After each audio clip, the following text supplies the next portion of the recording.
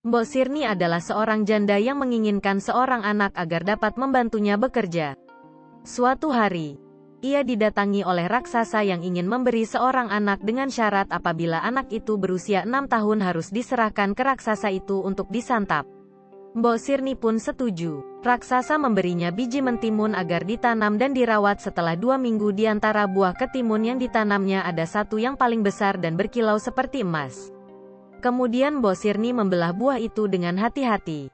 Ternyata isinya seorang bayi cantik yang diberi nama Timun Emas. Semakin hari Timun Emas tumbuh menjadi gadis jelita.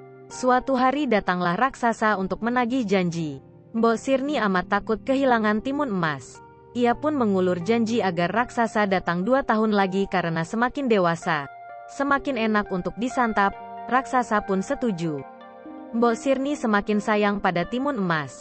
Setiap kali ia teringat akan janinnya hatinya menjadi cemas dan sedih. Suatu malam Mbok Sirni bermimpi.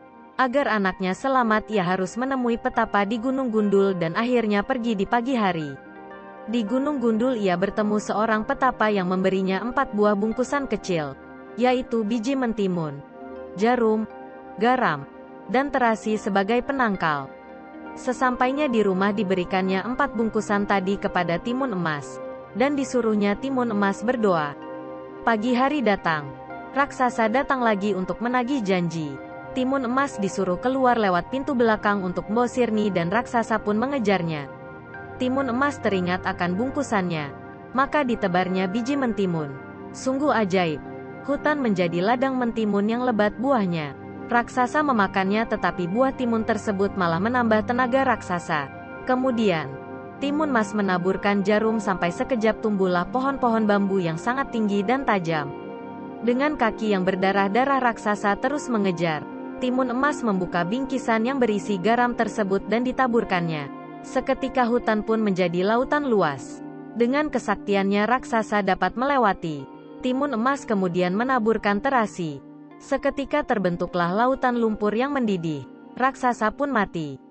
Akhirnya, Timun Emas dan Mbok Sirni hidup bahagia dengan damai. Pesan moral dari cerita legenda ini adalah setiap perbuatan jahat akan mendapat balasan dan ganjaran di kemudian hari. Jadi, jangan sampai kamu menyesal di kemudian hari.